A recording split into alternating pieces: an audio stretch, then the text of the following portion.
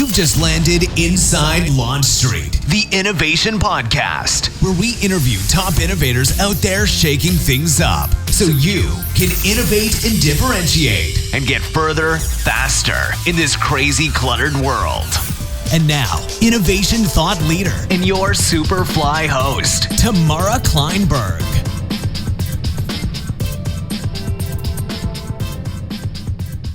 You're going to love today's podcast. I'm super excited about it. I had the opportunity to interview Nir Eyal. He is the author of Hooked, which is all about what makes technology and products addictive. We talked about that. We talked about how do you get people to want your product, to make it a habit, not just an every now and again thing. We talked about how entrepreneurs can compete against the big guys, how the marketplace, the playing field is actually a little more even because experience wins over advertising, and how Nir never goes to the grocery store. So I'm so excited to talk to you and kind of dig into some things. You're the author of the book Hooked, which we're going to talk a lot about today. You write for Forbes, TechCrunch, Psychology Today. You lecture at Stanford. You've got this blog, Nir and Far, which is nirandfar.com, and I'll put all the links in the show notes so people don't have to worry about writing it down. And on your blog, you talk about being at the intersection of psychology, technology, and business. And I'm curious how you got to that intersection and what that means. Well, so I started several years ago. I was in the advertising and gaming industry at my last startup. So I started two companies, and the last of which was this company that was at the intersection of these two industries that are really focused, if you think about it, on mind control, right? Advertisers don't spend all that money for their health. They spend that money to change user behavior, and the same with gaming. Many gaming companies, these are industries that are focused on changing user behavior. And so I got to see a lot of experiments at the intersection of those two industries.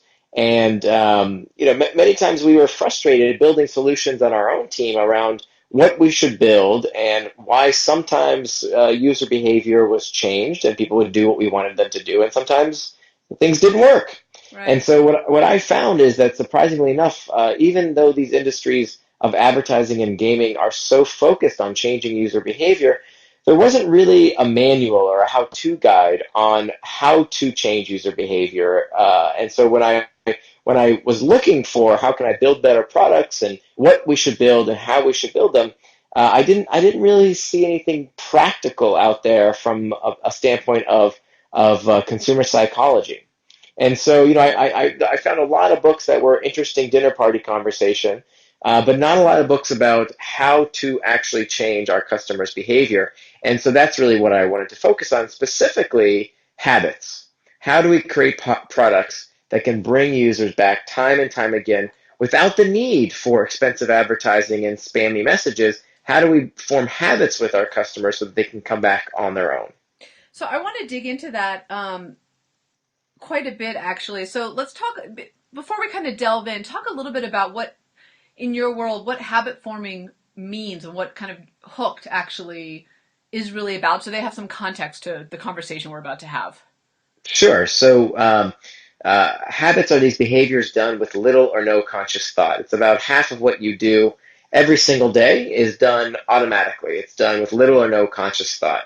And it turns out that there's a lot of products out there whose business model requires habits. Now, I should note, not every business model needs habits. There's lots of ways to get customers back to your place of business. You can use search engine optimization. You can use advertising.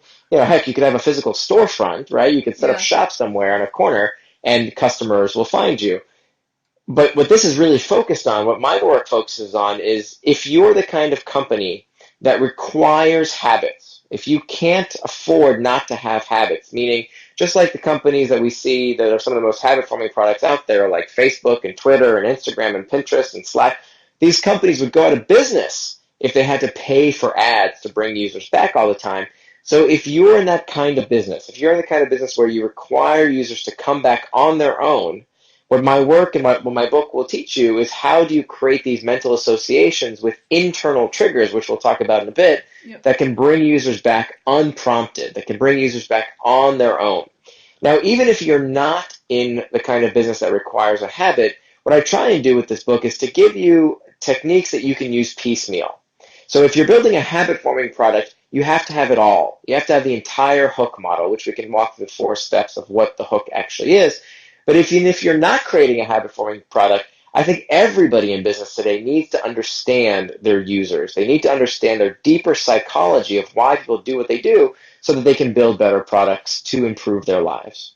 Do you think that you had said something that just struck me, which was kind of if they have to come back on their own?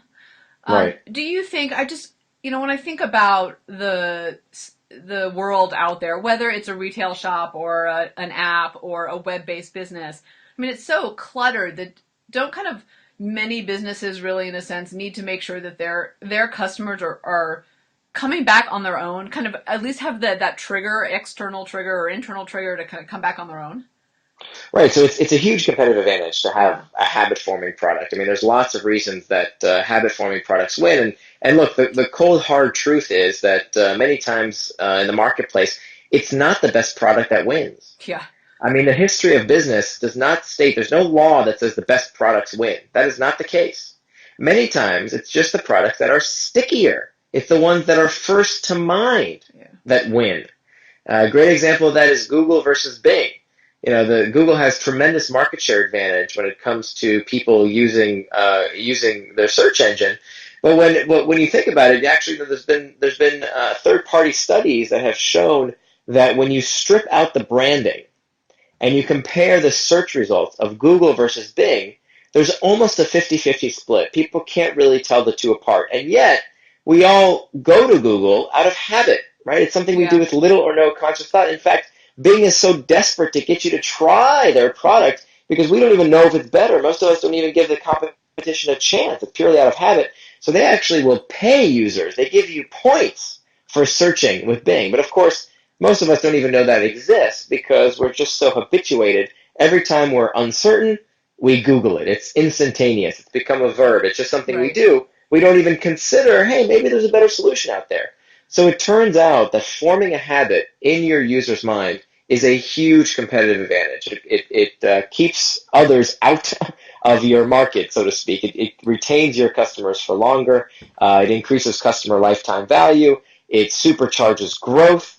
There are lots. It gives you more pricing flexibility. So there's lots of reasons why habits are really good for the bottom line.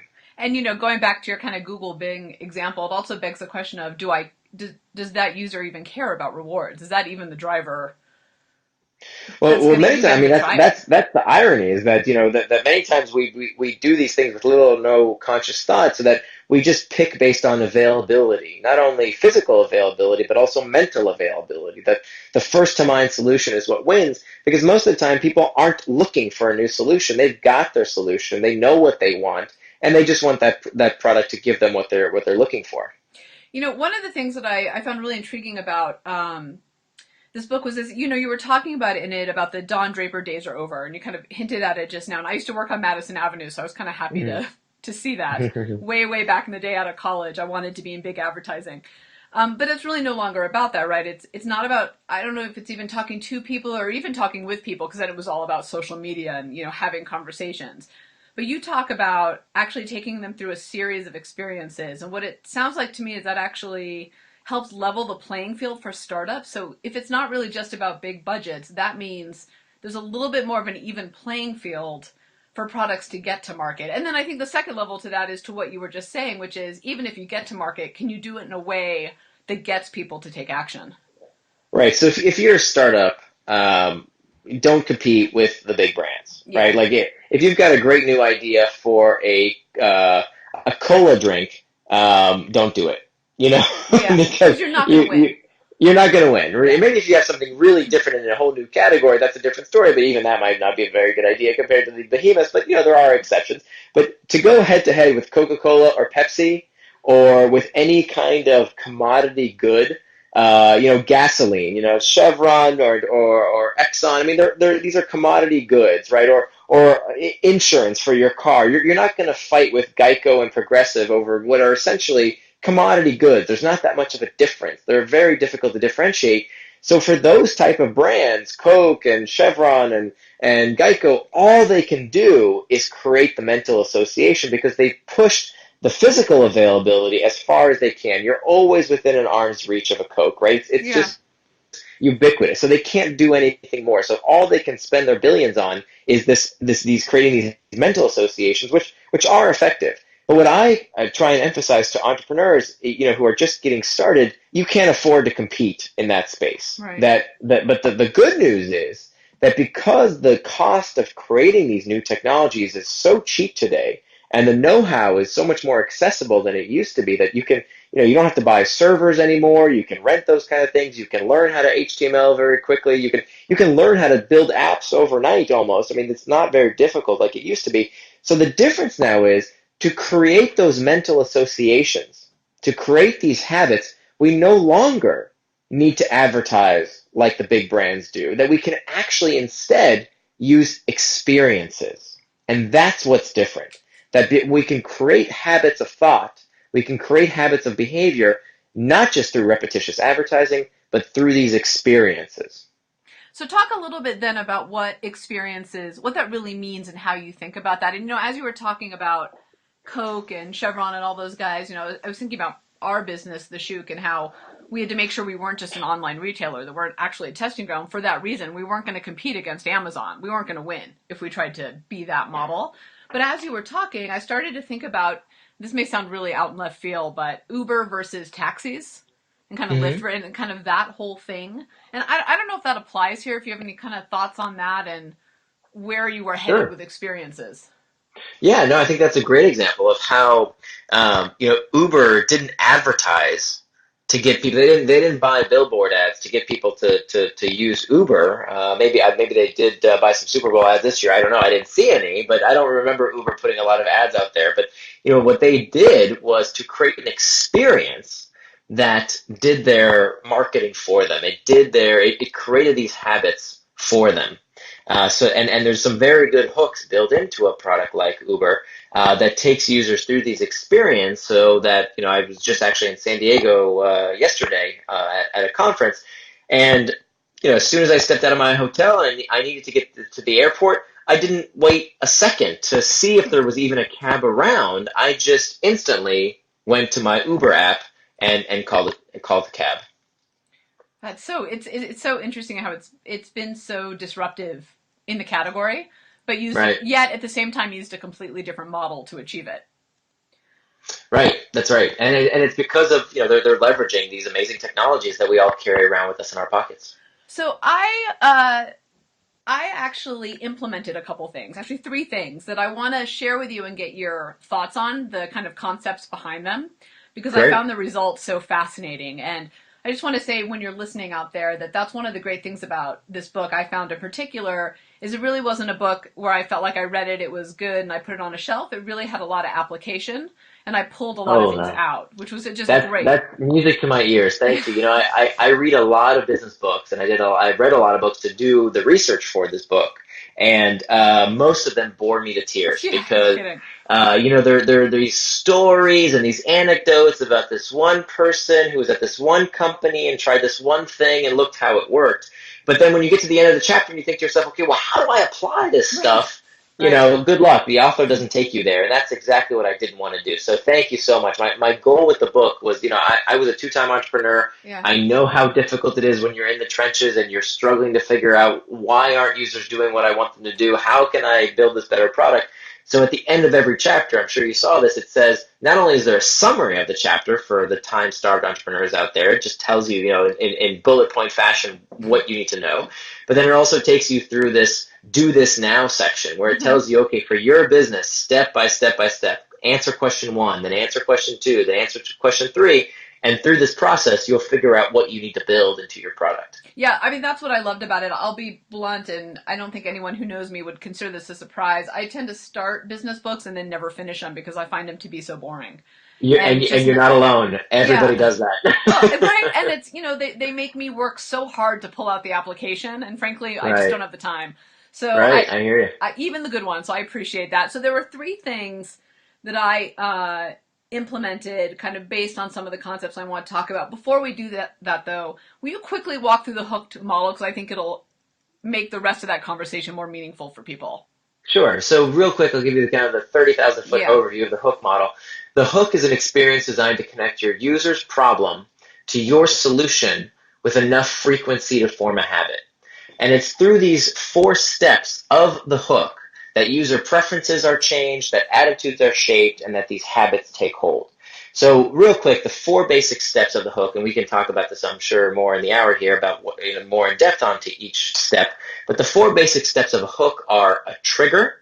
Triggers come in 2 types. There are internal triggers and external triggers. Triggers are things that tell the user what to do next. They give them some kind of information for what to do next. The difference between an external trigger and an internal trigger is that the external trigger contains the information. So a call to action button that says click here or buy now, or a friend telling you to install this new app, that's great, you should really try it out. All examples of external triggers. The information is in the trigger itself. Internal triggers, however, the information for what to do next is inside the user's head. So what you do with little or no conscious thought spontaneously when you're in a certain place, in a certain situation, around certain people, taking part in a certain routine, or most frequently when you experience a particular emotion, dictates what you do next. So for example, when we're feeling bored, we hop onto YouTube or check the news or stock prices. When we're lonely, we check Facebook. When we're uncertain, as we talked about before, we Google it. And so these mental associations with emotions are very frequent internal triggers, and they tend to be negative emotions. Now, after the internal trigger comes the action phase. The action phase is the behavior itself. It's the simplest thing the user does to get a reward. And so we can talk more about why the action phase is more important. The key principle here is that by making the behavior easier to do, we're more likely to make the behavior occur. So something as simple as a swipe on Pinterest or pushing the play button on YouTube, they're examples of these very simple behaviors that we do in anticipation of reward. So product developers should always be thinking about how can we make getting to the reward as easy as possible. That, of course, leads me to the next step of the hook. The reward phase tends to be a variable reward. Rewards have a very long, there's a lot of science around the science of research around rewards. Much of it stems from the work of Olds and Milner, who discovered this very special part of the brain called the nucleus accumbens, which turns out that what we now know becomes very active in anticipation of a reward. And then we know that the way the brain gets us to act, the way the brain gets us to do these behaviors time and time again, is by creating this itch, this craving response. And so in all sorts of products that we find most habit-forming and most engaging, you'll find not only a reward, but more importantly, a variable reward. And this, of course, comes out of the work of B.F. Skinner, the father of operant conditioning, who found that when a reward is given on a variable schedule of reinforcement, the behavior occurs more frequently, and it's harder to extinguish. So it becomes a behavior that we do over longer periods of time when there's a bit of mystery. So if you think about gambling, right? What makes casinos habit-forming and potentially addictive? There's this slot machine effect of uncertainty about what you're going to win. Right. Next time I'll win. Next one. Right. Exactly. And that's exactly the same mechanism that we find in many habit-forming technologies. So, for example, when you open up your Facebook news feed, you'll find this infinite scroll that you can search and search and never done search through these posts. So there's a lot of uncertainty about what did people post? What are the comments going to say? How many likes did something get? There's all this uncertainty as you're scrolling and scrolling through your news feed or your Pinterest feed or your Twitter feed. And then finally comes the investment phase. The investment phase is where the user puts something into the product, some bit of value, some bit of work into the product to increase the likelihood of the next pass through the hook. And investments increase the likelihood of the next pass through the hook in 2 ways. Number one, they load the next trigger. So when you send someone a message on WhatsApp, for example, when you send that message, there's no immediate gratification. Remember, that's the action phase is all about immediate gratification. The investment phase is for a future reward. So when you send someone a message, you don't get any points, you don't get any badges, there's no leaderboard, nothing really happens. But what you're doing is loading the next trigger because you will soon likely receive a reply. And when you get that reply, that's accompanied with a notification. And that notification, of course, is an example of an external trigger. Right. And that external trigger gives you the information for what to do next. Open the app, and passes you through the hook once again. And then finally, the last way that the investments increase the likelihood of the next pass is by storing value. So accruing followers, or giving the company more data, or accruing a reputation score, or storing content, or learning a new skill through a product, or giving money to a product so that you can use it in the future, are all examples of storing value, something that I do that makes the product better and better and better with use. So the more data I give to Pinterest or Facebook or any of these companies, the more data I give them, the better the product becomes to me. I can do more and more with the product. So investments load the next trigger and they store value. And that's how the hook continues in the future. So I really hope that the people listening pulled out a blank piece of paper and a pen and just wrote down as you were talking and then go buy the book and actually delve into it. Because that was, to your point, that was it's a 250-page book that I tried to condense there into, 30 seconds? Well, that was like the 30,000-foot blueprint of, how to get up Kilimanjaro, but then you got to dig into exactly. There. That was great. So I want to talk about some of the things we did, which are they're very basic, kind of, I don't want to say basic and simple, but they're kind of small things that we pulled out from the book that we said, let's try these and let's see what happens. So I want to talk a little bit about them. And I may have the concept maybe wrong or not quite right. So bear with me. I'll just share with you what we did and the results, and maybe you can talk about the concept behind it and why it worked. Or did, sure. Yeah. So one of the things we did is we have a voting period. So we launch new inventions all the time we have a community of early adopters. And they get to test them out, kick the tires around, and then give feedback on those inventions directly to the inventor as well. So to help make the product better. So, and then we also have a testing ground where we send out samples, concepts, or full products from kind of mid and large size companies. And again, people test it out, kick the tires around, and give feedback and insights. So it's a big testing ground. So we had a voting period, which really in a lot of ways is investment for the products about to be launched to buy, which I hadn't really thought about. But one of the things the voting period is 48 hours, and they basically vote products, thumbs up, thumbs down. And one of the things that we did is we actually went in and started giving variable rewards, so rewards to people who were voting, and then obviously publicizing that reward that so-and-so, is going to get a free invention or get this or get that for voting. What we discovered and I was thinking of it as a variable reward, but tell me if I'm wrong, is that when we gave those surprise rewards out in a truncated period of time, the next 24 hours, the voting more than doubled. Interesting. Yeah. Okay. So we were thinking of it as validating, I guess. What's that? That's validating. Yeah, exactly. We were thinking of it as variable reward, but talk a little bit about kind of from the hooked model, what happened there. Well, so there's a lot of fascinating research around why rewards given on a variable schedule of reinforcement, meaning, sometimes you get the reward, sometimes you don't, why that tends to increase responses. It increases the intended behavior. This, of course, comes out of the classic research of B.F. Skinner, the father of operant conditioning. You probably remember Skinner from your Psych 101 class. He had these famous experiments where he took pigeons, he put them in a little box, he gave them a disc to peck at, and every time the pigeon would peck at this disc, at first they would receive a reward. They would get a little food pellet. So basically he would train these pigeons to peck at this disc whenever they were hungry, right? Big deal.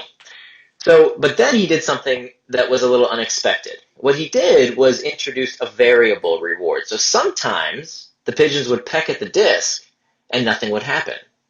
The next time the pigeon would peck at the disc, they would receive a little food pellet. They would receive the reward. And what Skinner observed was that the rate of response, the number of times the pigeons pecked at this disc, increased. It occurred more frequently when the reward was given on a variable schedule of reinforcement. And so we see in all sorts of products that we see offline and online, from online products like Facebook and Twitter and Stack Overflow and Pinterest and Slack to offline products like what makes casino gambling fun or what makes sports, right? We just finished the Super Bowl. I love watching people watch sports. It is fascinating how engaged and in pain people are. It's so personal. Right? Same exact principle. Variable reward.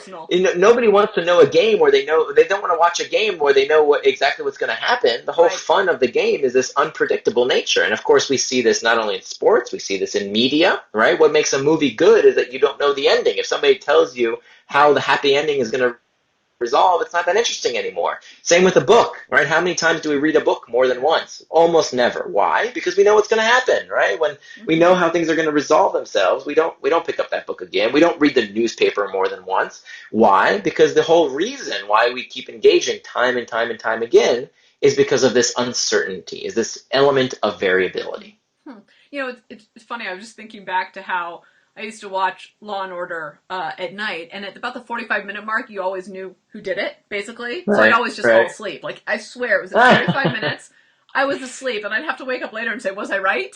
To my There husband, you because go. I always fell asleep once I figured out who did it. So it is, yes. Yeah, that's a big. I mean, and that's a real defining element of good content, right? Yeah. A good book is a cliffhanger, right? Is one that leaves you wondering Yeah. until the very end. That's what makes it interesting. Makes you. Hmm. That's what makes for a page turner. It also turns out what makes for great tech products are these products that have an element of mystery, or I should put a little asterisk here, or products that can take something that is inherently variable, that is something that the user inherently does not have a lot of control over, and makes them more predictable. So let me give an example of Yeah. that. Uber, I think one of the things that makes Uber successful, and others like it, not just Uber, but Lyft and Sidecar, and there's a lot of other companies that use the same principle now in the transportation space. They took something that was uncomfortably variable, right? So if you need to get from point A to point B, Right. and you call the taxi company, I'm sure you remember this, they would tell you, yeah, we'll be there in 15. Yeah. Sometimes they would be there in 5 minutes, sometimes they would be there in 15, sometimes they would be there in an hour, sometimes they wouldn't come at all. And you had no way to know where that damn cab was. That was too much variability, right? That was outside of our control. We had very little agency to control that situation. So what Uber does is come along and give us this beautiful little icon on our phone where we can see exactly where the taxi is. And now all of a sudden, something that was once too variable, too outside our control, they give us a higher degree of agency. Right? Now we feel like we can control it. We know what's going on. We know where that cab is. We can see how far away it is. It's not actually all that accurate, right? So it'll tell you 4 minutes, 3 minutes, but at least it gives us a greater sense of control and agency over something that is too variable. Same thing with Google. Google wouldn't want to make its search results more variable. They wouldn't want to make them worse for the sake of adding variability. What they've done is take something that is inherently very variable, right? Something that searching for what you're looking for is hard. If you remember the old way we used to do it on Yahoo search back in the day, we used to have to go through these taxonomy of lists, right? So shopping, and then click down to another category, cars, and then click down to another category, and it would take you a long time to get to what you were looking for. So Google gave us this system that gave us greater agency and control over search, something that is inherently variable. So it's really about that ratio of variability. Yeah, so if I hear you correctly, if I'm launching a new product, business, technology, kind of whatever it is, if you can find a way to pull out some of the uncomfortable variability, maybe, I don't know, is it fair to say maybe you have a greater chance of success in having some, when the other flip side of it is a new innovation or a little riskier? Does that make sense what I'm saying? Right. It's really about what the customer is coming for. So the rule here when it comes to variable reward, I hear a lot of times people talk about gamification and how gamification is about adding these game-like elements of points and badges and leaderboards, and sometimes it works and sometimes it's a huge disaster. And the difference is when the reward isn't rewarding to the user. If the reward is rewarding, that's terrific, right? That's great. Yeah. The user will keep coming back. What's important here is that we remember that there has to be this fundamental linkage between the variable reward and the internal trigger. So if the variable reward is about, if the internal trigger is about alleviating boredom, if that's why the user would turn to this product multiple times a day, well, then the variable reward has to entertain. If the internal trigger is loneliness, seeking connection, well, then the variable reward has to connect people together. We can't just willy-nilly put on variable rewards and expect them to work. We have to make sure that they fundamentally scratch the user's itch. They have to give the user what they came for, because remember, the point of the variable reward is to give the user what they came for, to scratch their itch, to satisfy their need, and yet leave a bit of mystery around what they might find the next time they engage with the product. And that goes back to kind of that section in your book about truly understanding the triggers Right. of your Super customers. important. Yeah, and I mean, I've been in innovation for a long time, and I think that's one of the first things people miss is the why behind it. Why would Right. your customer really, truly, deeply want this? And I loved your email example because I would have never thought that deeply about why it is I click. Do I have Good. anything? Yeah. So Yeah. often. It's something that way too many people just kind of pass over and they don't think about. It's interesting in the technology industry specifically, we have a lot of people who are really good at coming up with functional requirements and Yeah. technical requirements. And we have pages and pages around what we have to build from a functional perspective and what the product has to do. But we spend almost no time thinking about the psychological requirements. We don't Yeah. think about, what itch the product has to scratch for our user. And that, let me tell you, that decision fundamentally changes what you build. A product that caters to boredom or is going to be totally different from a product that caters to uncertainty, for Mm-hmm. example. Completely different products. Well, and you're talking about on a very deep level, which I think is important. And I see it all the time when companies or individual inventors come to me with new inventions that they want me to test out, and they'll say, "Well, it solves this," and my response back is always, "Well, but why does the customer want that solved, really?" Interesting. And Um, and the one test I like to give, by the way, is to, show me the nascent behavior. Show me yeah, the existing habit that somebody is solving this problem with scotch tape and bubble gum, right? They're right, they're using old technologies and difficult to use solutions to solve this problem. But what sometimes I hear that drives me nuts is when I say, how is the user currently solving this problem? How are they currently scratching the itch? Sometimes I'll hear some bushy-tailed and bright-eyed entrepreneur will tell me, "Oh, no, no, you don't understand, Nir. There is no solution for right, this. This is something, you know." And I'm always a little bit skeptical there because that probably means there's no problem, right, right? There exactly. always has to be an existing solution, or it's probably not a problem. I don't care if it's, archaic technology and Excel spreadsheets and pen and paper. That's great. But there always has to be an existing Right. solution, or it's probably not a problem. I love that, and it always begs the question too. On top of that, of well, if they are solving it with duct tape, and that's in your mind, is the inventor not good enough? But does the customer really care enough to solve it to the next level? Maybe, maybe not. Right, that's true. But at least then, if you can show me, yeah, they are solving this problem, but they get out an Excel spreadsheet and then they keep a pad and paper and then they're Yeah. using this solution. They're like stitching together 5 different products. Ooh, then I'm in. I'm excited, right? That's the kind of stuff I love to find because then what you're doing is you have this opportunity in the action phase to make the reward come easier, right? To Hmm. make the distance between the recognized need and the reward smaller. And if you think about it, that's actually the nature of all innovation. I don't Yeah. care if it's the cotton gin or the iPhone, all of these products fundamentally reduce the distance between the recognized need and the reward. And that's what I look for. That's a great way to say it. That's a great way to say it because that really Yeah. encompasses both, I think, products that solve something in the past, like here is a specific problem we're solving better, and things like you mentioned the iPhone. I mean, that was such a forward-thinking concept. I don't know that if you put consumers in a focus group, they could say, "I want a phone that does this and that," or an iPad. But it did Right. fundamentally reduce that distance at the end of the day. Right. And one of Apple's secrets, I don't like talking too much about Apple because such a widely used example. But in this Right. respect, if you think about it, Apple's always seen as a super innovative company.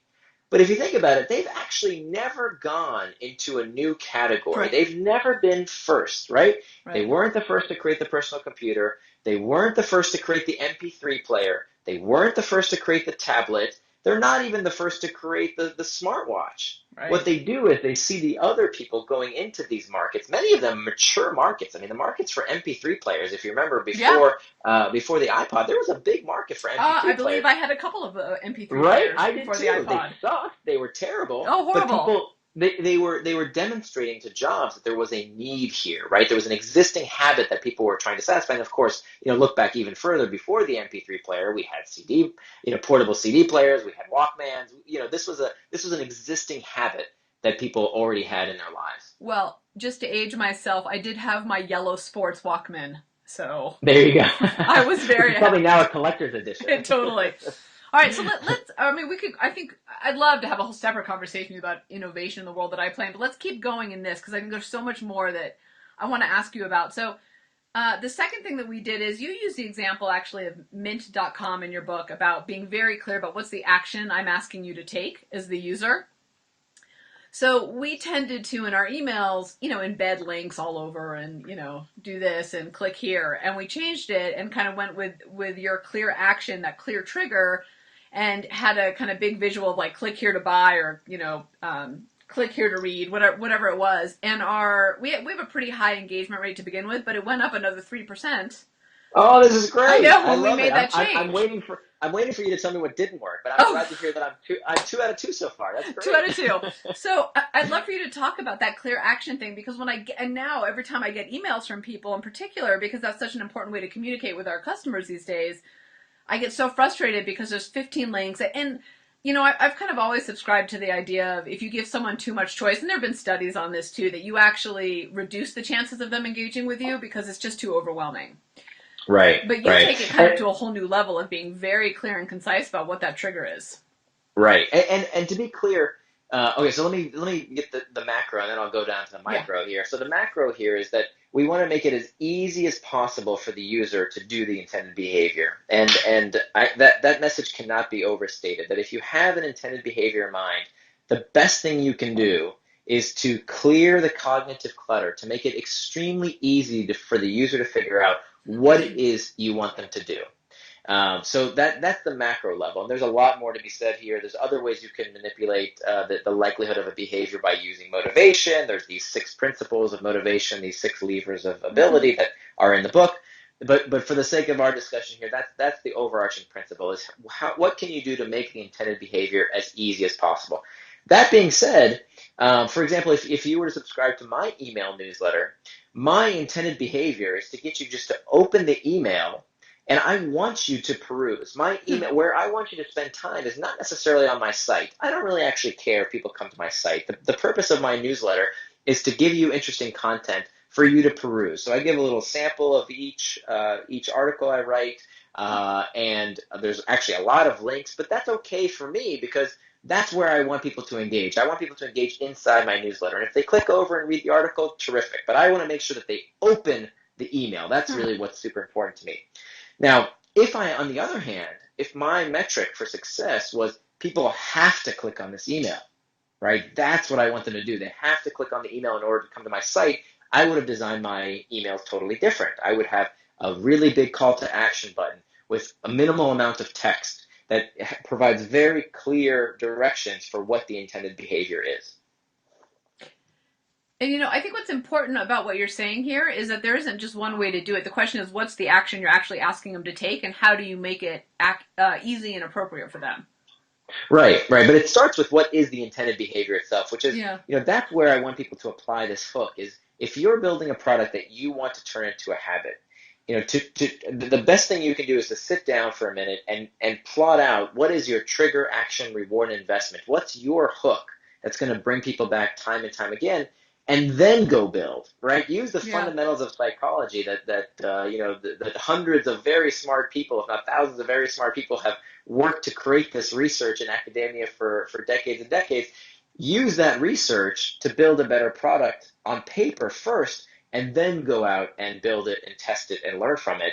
But what a lot of people do is first they build it without any kind of guidance into these fundamental principles of user psychology, which can save them a lot of time and heartache. It's funny. I got a psychology major from UC Berkeley way back in the day, and people always said, well, how are you going to use that in business? Turns out it's actually quite handy. Yeah. That's a very good, very useful degree. Who knew? I could go on about the things that we've kind of tried and kind of what's happened, but I want to keep going because there's some other areas I want to dig into. In the world of innovation, we're always trying to, quote unquote, build a better mousetrap, as they say. But you make the point, you alluded to it earlier, that sometimes those new ideas lose. It's not always the, truly the best idea that wins. And part of that, as you talk about in your book, is because the cost of changing habits may be too high. So moving from Google to Bing is just too much work to get me off Google. Which I guess the flip side of that is that some businesses may still be winning only because the cost of change is too high to leave them. Right. What's going on? What's going on with all that? Right. So there's, that's kind of the double-edged sword of habit. That if you're lucky enough to have a habit-forming product, bully for you, that's fantastic. It erects huge barriers to entry, and it's very hard for someone to come in and swoop in and take your customers away. The downside of habit-forming products is that if you're a new entrant into the market, that sucks Yeah. because it's going to be very hard for you to displace an existing, an incumbent that has very strong user habits. So there are really only three ways, maybe 3.5 ways. I'll tell you why 3.5 ways in a minute that you can break an existing competitor's habits. And the way to do that, number one, is to increase the velocity through the hook. So if you can make a product where people pass through those 4 steps of trigger, action, reward, and investment faster than the incumbent, so we talked about earlier how you can make the product easier to take those key actions. If you can find a way to make that behavior easier and therefore increase the speed with which people pass through these 4 steps, that's way number one. Way number two is if you can increase the frequency of passing through the hook.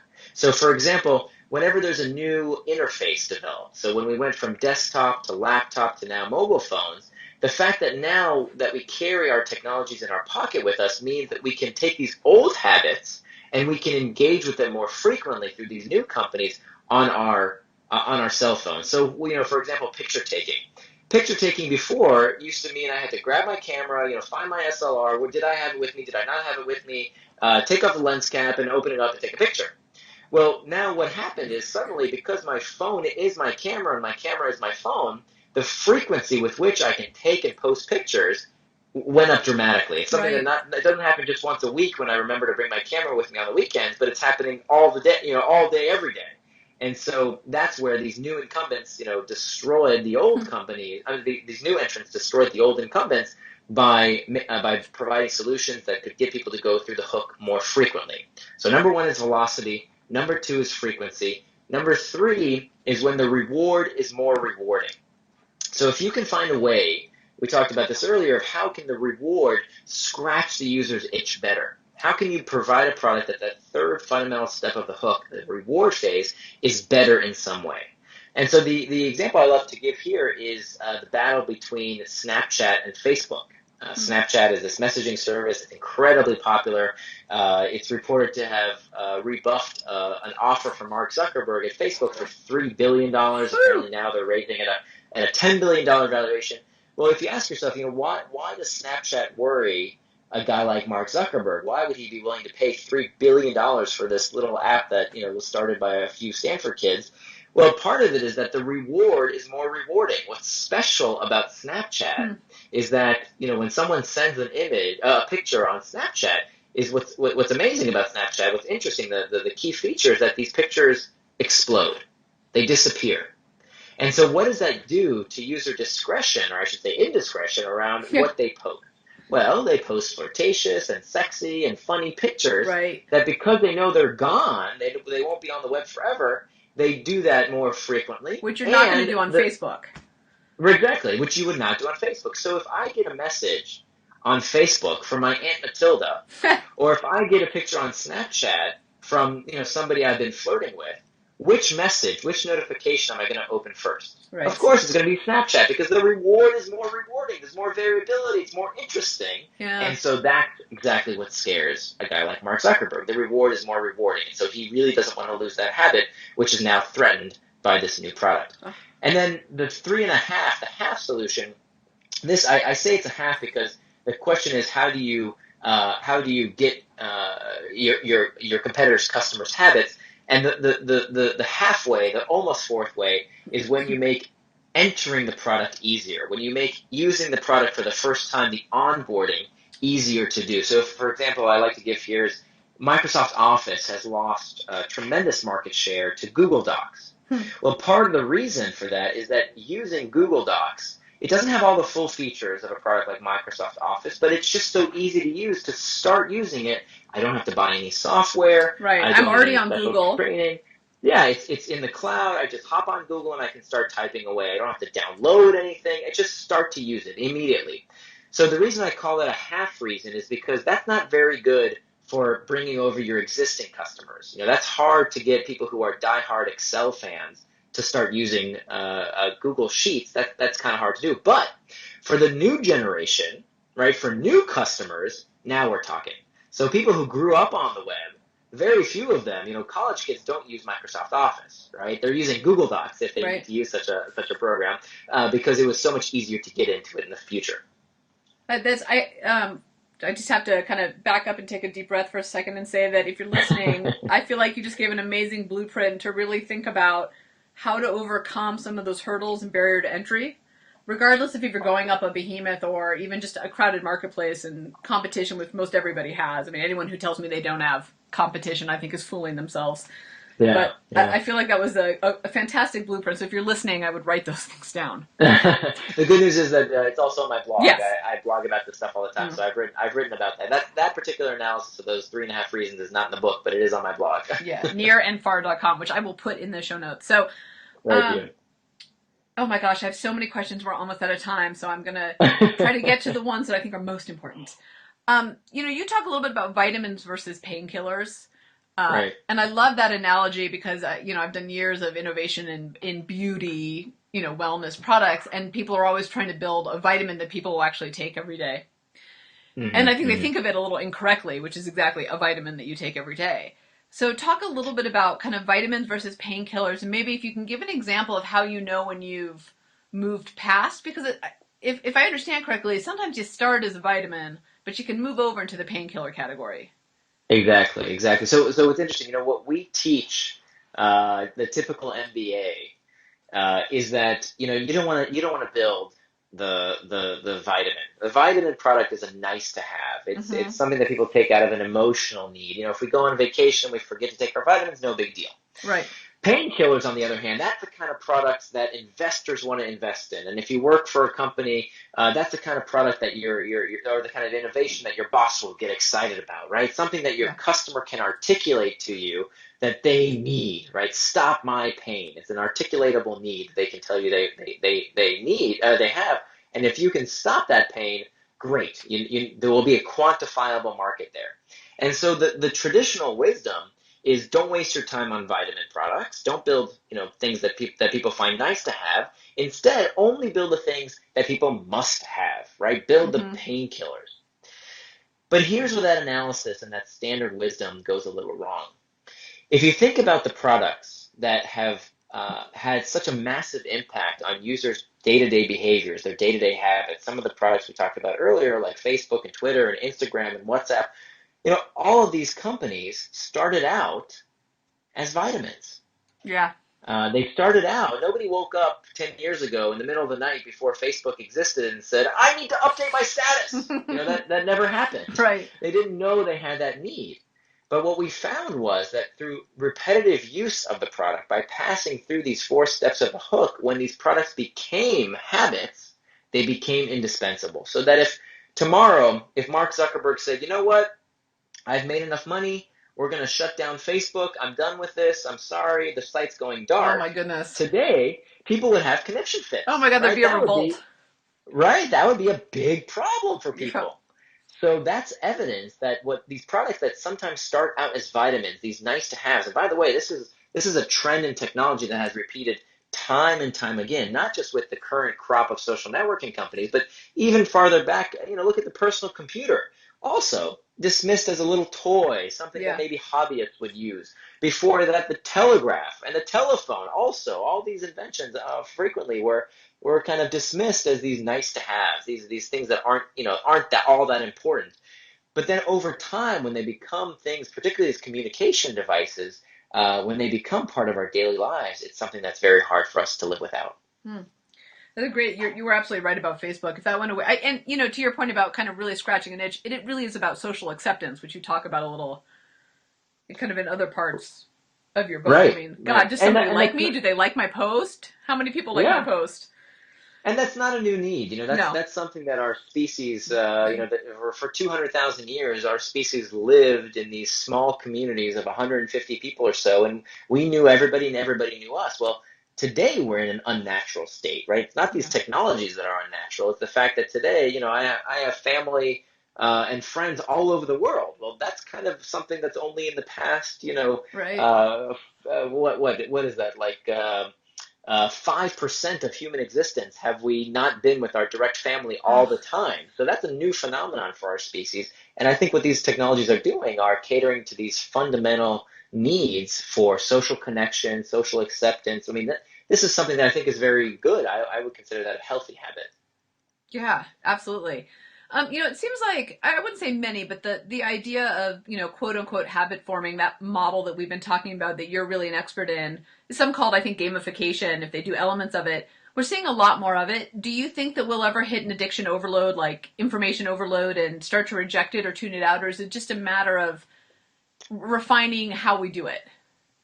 Yeah, no, I think that this is a fantastic question, and I'll let you in a little secret here for those who are still listening Yeah. for this podcast. The book is a bit of a Trojan horse. That I wrote the book Yeah. for two main reasons. The number one reason for the book is because I want to give startup entrepreneurs who are struggling with trying to figure out how to create a product that people use. I want to help those people figure it out. I want to help them fail less by Hmm. using some of these principles from consumer psychology to build healthy habits. Like I mentioned before, I was in the gaming and advertising space. These techniques are nothing new, but they haven't been kind of let out into the greater community of product people and innovators and entrepreneurs. And I think that should change. That there's a lot Yeah. of good that we can do by using these techniques to create healthy habits. Well, and I So look at that it. I look at it as, and I feel like I just pulled back the curtain on some of what we're doing at the Shook. So now I'm sure my community is like, I'm on to you, Tamara. I know. I listened to the podcast. I know what you're doing to me. yeah, yeah. But I think in a healthy way to what you're saying, I look at it as we have this great platform, and I want more people to have the opportunity to engage in it. So I'm going to use these Right. So and I would think that techniques. as a healthy habit, right? If you Yeah. can enhance people's lives, if you can create habits in their day-to-day lives that make them better off, that help them live happier, healthier, more connected lives, terrific. And that's what I want to help entrepreneurs Yeah. do. So the reason you would buy the book is to think to yourself, hey, you know what? I want to create a great product that people love and people use. Now, the reason I call it a Trojan horse is that when you read the book, you will very soon realize that the products that you yourself are habituated Yeah. to are not by accident. Yeah. That these products are designed to be super engaging. It's not an accident. And I think that the world is becoming a potentially more addictive place. Yeah. And that the only way we can actually regain the focus and attention that we've lost at the hands of these devices is to realize what's going on, Yeah. I is think to you're. realize that these hooks exist in all sorts of products that we use every day, and that if we want to regain control and make sure that we are that we control these products as opposed to these products controlling us, is to understand this deeper psychology so we can do something about it. Well, I think it's a yes, and I think it's a great opportunity for entrepreneurs to understand how to decrease the barriers and actually get a product into the hands of their customers in a way that's meaningful for them and will keep them coming back for more, which is important because that's the part I think entrepreneurs often and new products often miss. So I have two Right. final questions for you. Okay. One is this is my Oprah couch question. What's one thing people would be shocked to know about you? One thing that people would be shocked Yeah, to like know they'd be about me. surprised. Like I would never guess that about Nir. Wow. Uh, Ooh, I have to think about that one. I'm kind of a predictable guy. I don't know if there's a lot of variability. No, there's something in there. Um, A I mean, there's a hobby. lot of things that I do that's unconventional. I took the words of Paul Graham. Paul Graham is the founder of Y Combinator, a very famous Silicon Valley Yeah. investor, and he said something. I'm butchering this quote, but he said something to the effect. I'm paraphrasing here of if you're not doing something different, then you're not normal. Yeah. Right, if you Yeah. chew on that for a minute, right, that you have to be a little bit weird and a little bit different today because just to be normal is actually kind of crazy. You don't want to just be normal. So I try and test a lot of assumptions, right? Like one of the assumptions with this book that I test is that, oh, I use the things I use and I buy the things I buy just because I like them. And that's actually not the whole story. That many times we use these things because by design they are crafted to influence and persuade us. That we're not as in control of these purchasing decisions as we may always think. So there's a lot of ways that I challenge convention in many other aspects of my life in terms of what I eat and how I exercise and how we raise my kid. And so there's a few other ways. So basically, you can't go to the grocery store without seriously analyzing everything. I don't go to the grocery store. I order everything we buy in the house comes from either Google Shopping or Yeah. from delivery service, from Safeway delivery. And a big reason is I don't want that distraction. I don't want the noise. I want to go online and buy exactly what I need to buy from a I functional love it. standpoint. But maybe something that would be surprising to your listeners is that I struggle with these habit forming technologies as much as anybody. Yeah. That I realize how these things manipulate our behavior. And even I have had to institute breakers in my life to make sure that I don't go overboard. So I write just as much about how to break hooks in our life for these technologies that somehow persuade us to overuse them. I'm an advocate for breaking those hooks as much as I am an advocate for creating hooks around healthy habits. It's funny, it's kind of a side note, but as you were talking, it made me think about, so I've gotten really into CrossFit, and interestingly, as I was reading Yeah, your book, I was thinking, wow, CrossFit as an activity very naturally has this model in place because of the way it's structured, and because you've got the leaderboards, and you've got these variable workouts and time, yeah. and how The much social rewards, sure. yeah, social rewards, how much that applies to some of the physical things that we do as well. I think that's a great example. That's a Yeah. great example. Yeah, absolutely. All right, so last question is just one piece of advice for entrepreneurs out there. And when I say entrepreneurs, it's kind of a wide spectrum, but when you're thinking about Right. someone who's, Entrepreneurs, right. yeah, I mean, that's, that encompasses a lot of people. So, Right, right. people who've got a business out there, a product out there, who are now going to look at this hooked and think, I gotta think about this a little bit. What's one piece of Right. advice for them? Well, I think it starts from, before you spend a lot of money on developing a product and building a product, I think taking a few minutes to understand what's your core hook, what's your trigger, action, reward, and investment. If you're building a habit forming product, you need to be able to have those 4 steps nailed. Now, you still got to go out and build it. You still got to test it. You still got to learn from it. I'm taking a page here from the Lean Startup by Eric Ries Mm-hmm. and some of the work that Steve Blank has done. We still have to do that process of building, measuring, and learning. You still got to do that. But what I hope to do is to kind of save entrepreneurs and intrapreneurs the heartache of building the wrong thing by helping them have a framework that guides what they build sooner, so that you're using some kind of lattice on which you can build your product. That you're not just building it willy-nilly. You're using the deeper principles of consumer psychology to build your product. I'm glad you said entrepreneurs as well, because I think that that's as entrepreneurial, except maybe you're not, the owner of the business. You are the director of innovation, or, that person inside your company that pushes ideas for us. So I'm glad you said that. So, Nir, thank you so much. I'm going to put a link in the bottom on going to Amazon to buy Hooked. It was a tremendous, not just read, but kind of application manual. And I think that people out there, entrepreneur, will really appreciate that every chapter has those summaries and those action steps you talked about. And that this really isn't just an exercise in theory. You could actually go implement like I did, on whether it's a small scale or a big scale. But it was fantastic, and I'm very appreciative that we got to spend this time digging into it. Oh, my pleasure. Thanks so much for having me on your show.